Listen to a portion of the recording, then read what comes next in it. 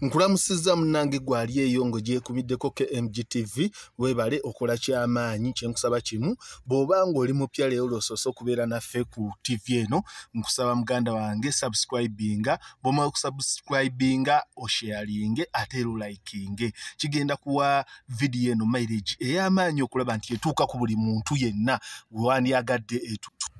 Ate era omulabi waffe omulungi nyongera okujjukiza nti St. Lawrence University wali Kayanja ka Kabaka be bamu ku batuteekamu akasente okulaba nti puroguramu eno ebaawo. Ate era ne Funeral-wise wali ku Lwesalaama ekiruddu tosobola kufiirwa muntu wo n'olemwa kumuziika mu bitiibwa otuukayo akasente katonotono ate nga kasoboka mu buli mbeera. Abantu abo batambuza bulungi emirimu gyabwe beekwateko bajja kukuwa service.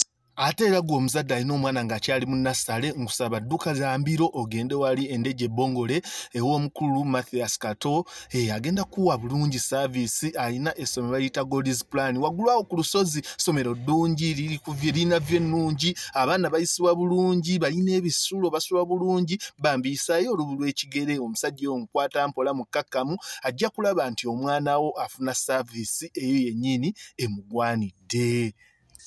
Olwaleero bannakawempe bakedde n'essanyu ppitirivu nga terigambika wadde ng'olunaku obudde bubadde bubi nnyo nga tebwegombya era nga tebusanyusa, naye olunaku lwaleero bw'atyo Honorable Elias Luyimbazi bw'arayiziddwa mu palamenti ku makya ga leero, wakati mu bitiibwa, wakati mu kunyumirwa, wakati mu ssanyu, era awerekeddwako abooluganda be maama taata n'omwana ssaako n'omukyala ne leader of opposition amuwerekeddeko ssaako ne mukwano gwe atamuva ku kiddo Bobby Giant olwaleero acelebratinze ng'alaba Honorable Nalukoola ng'ayingira Parliament ng'agenda okulayira era muwerekedde mu bitiibwa amuggadde. Banne mulimu emikwano naye Bobby Giant weebale kwagala MP waffe omulungi, weebale kuyiwawo mubiri. Bw'atyo bw'alabise olwaleero. Ate era enkuba olwaleero ekedde kugayiwa amazzi amayitivu bannange. Ekedde kutonnya ekumpi ekedde essaawa 6 ezemaliriza naye yenoonya ebintu by'abantu essa abantu esudde ennyumba z'abantu byonna ogenda bisanga mu mawulire gaffe. Honorable Elias, I want to congratulate you once more. Congratulations. Here is a constitution that you've sworn to uphold, and here are rules of procedure that will guide you in your day-to-day operations as a member of parliament, for you to be able to represent your people of Kawempe. And according to our rules, you're supposed to be having 2 committees, a sectoral committee and a standing committee. So I'll ask the opposition whip to designate you a committee in the next sitting. But that does not deprive you from having your benefits as a member of parliament. And clerk, kindly act and make sure that the member of parliament gets all his benefits, including fuel, including the car, and to enable him to be able to come to parliament and represent his people. I want to thank you so much, and I want to congratulate you, Honorable Lop and Noop as a party. Congratulations. This is not a market. This is not a market, so don't make noise. Honorable Nalukoola, you can take your seat.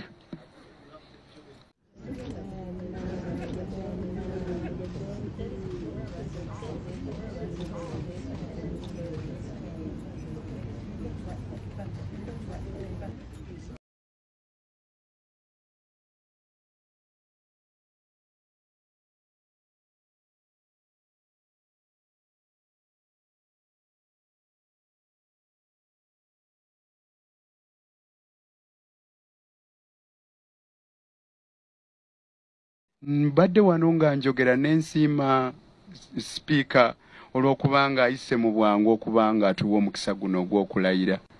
Era mu bigambo byange mmusabye akkirize Parliament bw'eneeba etudde njogereko ebigambo eby'ensonga okwolesa Kawempe North Constituency embeera gy'erimu kaakano, kuba Kawempe North Constituency yafuna okusoomoozebwa okw'enjawulo nti omulungi waffe Honorable Ssejjirinya yasibibwa nga yakamala okulayira ate yagenda okuva mu nkomyo nga mulwadde nnyo abadde ku ndiri ebbanga ddene okutuusa lwe yagenda okulunda embogo kati ate okulonda ne kubeerawo kyokka ate ne tufuna okukandaalirizibwa mu kuteeka ebyava mu kulonda mu kitabo ekitongole gazeti.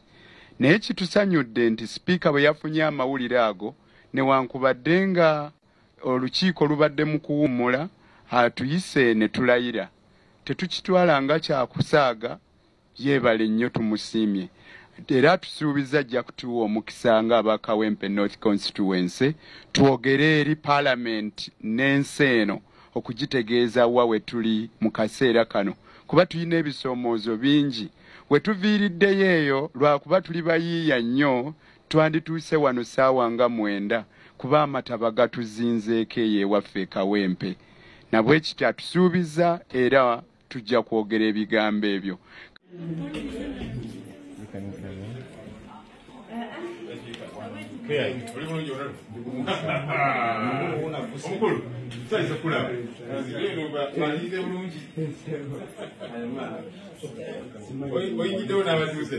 Hello, how are you? Welcome. Tukale tukulindiridde nga tukulinda kati omaze n'otuuka. Welcome. Totali atya. Mulungi ne maama we oyo. Kanya. Njirwa.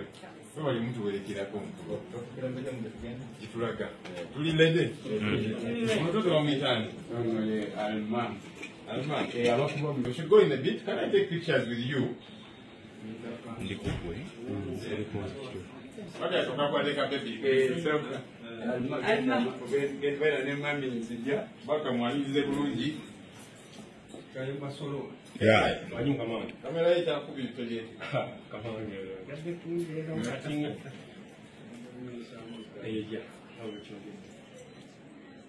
Kahandi shiko. Okude ifana hivyo na. Ndio mkamange bigeza ko. Igwe. Ali ombulira ko ali omutwenga nkose bula. Kiria. Kikino wano. Kikino. Kiwede.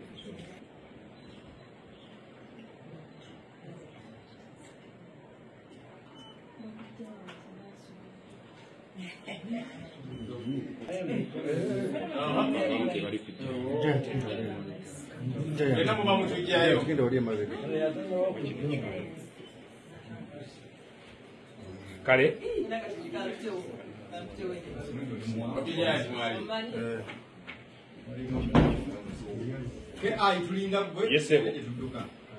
Mmwe abakola ebikolobero nga kamera zibakwata nammwe abafuna ebiragiro mujje mututulugunye mwerowoozeeko mulowooze ne ku bantu bammwe si kye twalyagadde tugendemu naye tulowooza nti General Museveni kola ekisaanidde ng'obudde bukyali olekeraawo okutuliisa akakanja okuwakanya si musango ate tujja kusigala nga tukuwakanya ebbanga lye tunaamala nga tulaba ng'okola ebitajjansa mu ggwanga lyattu tulina ebbeetu okwogerera mu nsi yaffe n'okwesimbawo abaana b'omu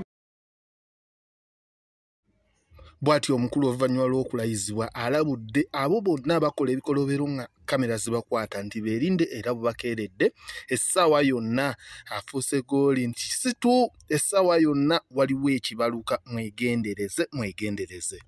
Mpozi muganda wange wenna ali wano nga weeyunzeewo olwaleero nsaba kimusubscribinga likinga osharinga egyokoma okulakinga vidiyo eno ate gyekoma okutambula n'okugisharinga gwe weekuumireko buli kimu ogenda kifuna. Mbadde wano nga njogera n'ensiima sipiika olw'okubanga ayise mu bwangu okubanga atuwa omukisa guno ogw'okulayira era mu bigambo byange mmusabye akkirize Paalamenti bw'eneeba etudde njogereko ebigambo eby'ensonga okwolesa Kawempe North Constituency embeera gy'eri mu kaakano kuba Kawempe North Constituency yafuna okusoomoozebwa okw'enjawulo nti omulungi waffe Honorable Ssejjirinya yasibibwa nga yakamala okulayira ate yagenda okuva mu nkomyo nga mulwadde nnyo abadde ku ndiri ebbanga ddene okutuusa lwe yagenda okulunda embogo kati ate okulonda ne kubeerawo kyokka ate ne tufuna okukandaalirizibwa mu kuteeka ebyava mu kulonda mu kitabo ekitongole gazeti. Naye kitusanyudde nti sipiika bwe yafunye amawulire ago newankubadde nga olukiiko lubadde mu kuwummula atuyise ne tulayira tetukitwala nga kyakusaaga yeebale nnyo tumusiimye era tusuubiza ajja kutuwa omukisa ng'aba Kawempe North Constituency twogere eri Parliament n'ensi eno okugitegeeza wa we tuli mu kaseera kano kuba tulina ebisoomoozo bingi we tuviiriddeyo eyo lwakuba tuli bayiiya nnyo twandituuse wano ssaawa nga 9 kuba amataba gatuzinzeeko eyeewaffe Kawempe na bwe kityo atusuubiza era tujja kwogera ebigambo ebyo. Basebo ne bannyabo olunaku olwaleero twebaza Katonda nti omubaka owa Kawempe North omujja Honorable Elias Luyimbazi Nalukoola alayidde mu butongole kaakati ye mubaka omujjuvu. Tuyise mu buwonvu n'obugga munnaffe ono ayise mu bintu bingi era tujja sigala nga tubinyumya tukyalina n'ebirala tukyabanja okulaba nti bitereera ayise mu bingi okulaba nti atuuka ku level eno naye twebaza Katonda nti we tutuuse tusimbudde bwe yanominatingibwa ne bamukuba ne bamukalabula kuba muze mbiraba nga abakulembeze bakubibwa bannamawulire ne bakubibwa bingi bye tuyiseemu okutuuka wano era nga tukyabanja bwenkanya ku nsonga zino tukyabanja okulaba nti abakola effujjo ku mubaka ono ku bawagizi baffe nga NUP ku bakulembeze ab'enjawulo ku bannamawulire abantu abo bakangavulwe ng'etteeka kye ligamba. Abamu bayinza okugamba nti kaakati mutuuse ku kino lwaki ebyo temubivaako omubaka yawangula era alayidde. Nedda tukyayagala bwenkanya kuba ensonga ezo bwe zitatereezebwa kiba kitegeeza nti effujjo eryo baagala n'okukola mu kalulu ke tuddako.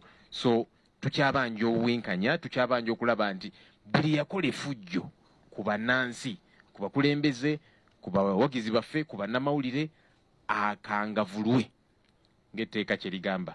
Tubaza Katonda nti kino kibaddewo tugenda fuula Bobi Wine president oba mu kiwangaza bbanga ki oba mu muwanvuya bbanga ki ono gwe twagala ffe gwe twasimira tugenda tambula naye paka bwe tunamufuula ekyo kye tumanyi kyasaanidde okuba. Kati kiri gye muli obuwangazi bwammwe si kye ekikulu kati ffe kye tulina nti ono gwe tulina okutuuzaako and we are not intimidated by anybody.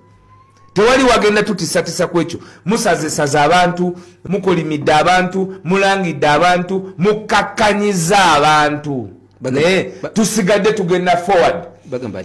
Bye tukoze byonna nga tulina mu side gye mutusindikiriza temubisuubirangako kati munoonya okutunafuya nti mutunafuye tugenda mwagala tugenda mubatamya ate kino nkibabuulidde kubanga nze njogerera generation nze seeyogerera bali abaagala Kyagulanyi bagenda kumufuula president kati mubifule nabyo tugenda mwagala abeere nga ne bwaba takola nsobi ye ng'agikoze atya eyavaayo ku lw'abantu eriyo omuntu yenna abeera mu comfort zone asobola okukkiriza n'avaayo. Gwe ngamba otya nti ovulo leero yafuuse y'amagye nga jjo wangambye y'abasiyazi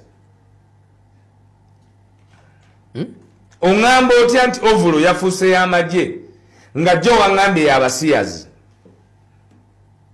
kubanga mubadde mugamba nti yeyo ennyambala yaki y'abasiyazi naye bwe mugirabye nti abantu bagittanidde ensi yonna kubanga we have a superstar ekifuula omuntu superstar nti oluusi ng'ogyeko ebyobufuzi yaba ayagalwa nnyo era ng'aba kyakulabirako ate gwe tulina kyakulabirako ekyegombesa tekyesittaza abantu bamwegombyeko ebintu bingi. Genda olabe okuva bwe yajja mu kisaawe ky'ebyobufuzi n'alyanetinga ne kala ya reedi genda obuuze mu market economy kala ya reedi mu byenfuna bya Uganda eyongeddeko kyenkana ki abantu okuba nti babigula.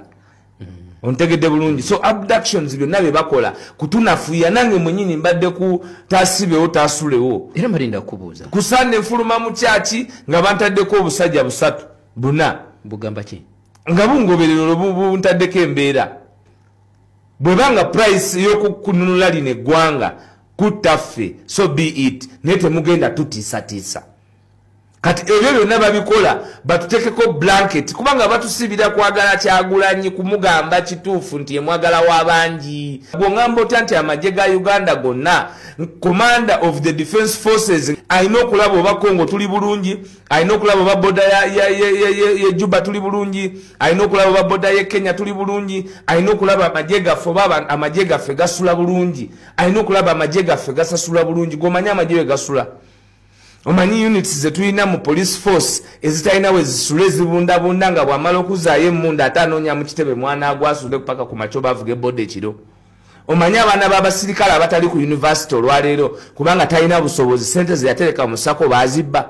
Omanyi nti waliwo omujaasi yetta nga yetta olw'okubanga ku mulimu bamusosola bamuboolera tegutambula mu buvunaanyizibwa bwe binatambulamu n'ava mu bulamu bw'enseno ng'alamidde oyo yennyini gye ne yagambye nti yabadde n'obudde obujjako ku kitebe ky'ebyobufuzi ekya NUP naye nga yajjayo ate ye yayogedde kamwa kabi Kasasiruganga abantu bamwe bana bawambibwa abawamba yakkiriza nti yabawamba bonna bagamba babadde mbuya ate mmwe abakola ebikolobero nga kamera zibakwata nammwe abafuna ebiragiro mujje mututulugunye mwerowoozeeko mulowooze ne ku bantu bammwe si kye twalyagadde tugendemu naye tulowooza nti General Museveni kola ekisaanidde ng'obudde bukyali olekeraawo okutuliisa akakanja okuwakanya si musango ate tujja kusigala nga tukuwakanya ebbanga lye tunaamala nga tulaba ng'okola ebitajjansa mu ggwanga lyattu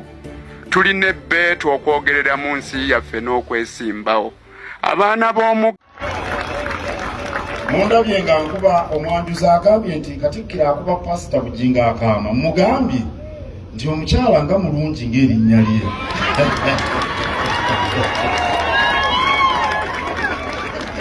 omanyi waliwo abazadde lubawa abaana amannya ne gabagenderako omwana tugambe Nakimuli Namata amannya ago Namakula ng'era olaba kyekyo tuula nnyo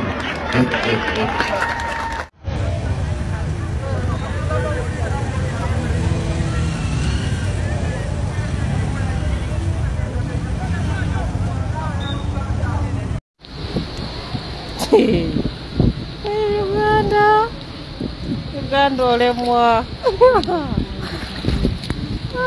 bwe bagwiriddemu awo wenyini awo ogirabye awo wenyini era we yagudde yiyo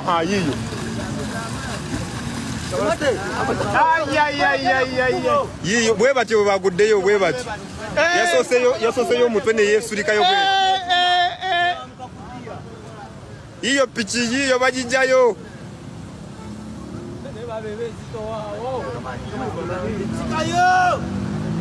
awuju tezitowanga gundi bwe mutyo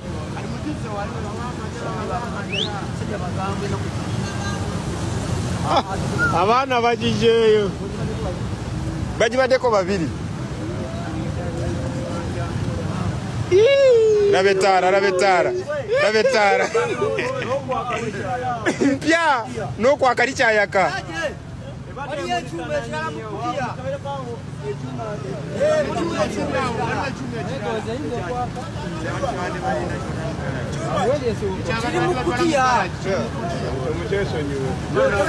ekyo tekyagenze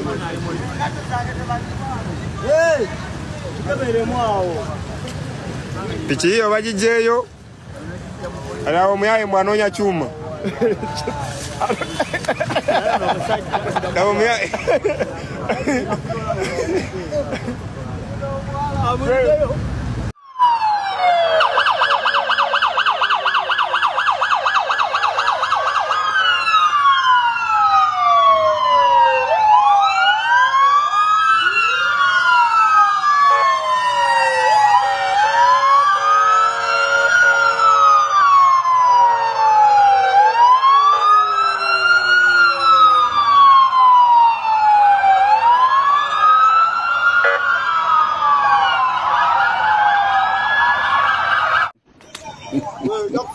Kati ne motoka eno yaguddemu naye ne motoka yaguddemu